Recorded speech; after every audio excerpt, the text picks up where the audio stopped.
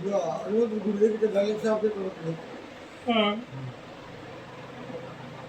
అప్పటికిప్పుడు మొక్కలు పెద్ద భాస్కర్ బాగా బాగా డెవలప్ అయ్యాయి. ఇప్పుడు ఆర్టీ గెలే చేస్తుంది. మన పండుగ వచ్చేసరికి ఆర్టీ చేస్తుంది.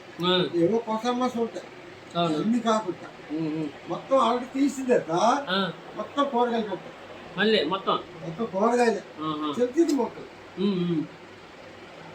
అలాగైతే మరి ఈ మొక్కలు దెబ్బడు మునగ మొక్క, మిరప మొక్క, బెండ మొక్క లోపల ఏవో కూర మొక్క పెట్టుకొని పడుకో. ఏమో టమాటా మొక్కలు. ఇప్పుడు కొబ్బరి మొక్కలకి వాటికి దెబ్బడు. అలాగైతే ఇప్పుడు నీరసం అయిపోతాయి మొక్కలు బాగు.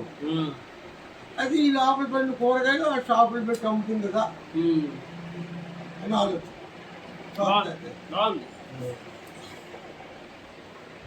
గురుగారు అన్ని రకాల విత్తనాలు అవి గుమ్మడికాయ విత్తనాలా?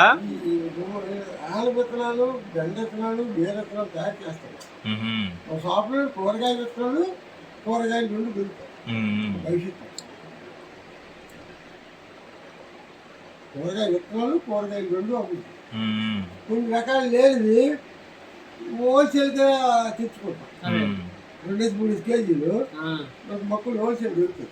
మనకు తెలిసిన బాగా తెలిసిన వాళ్ళు ఇస్తారు.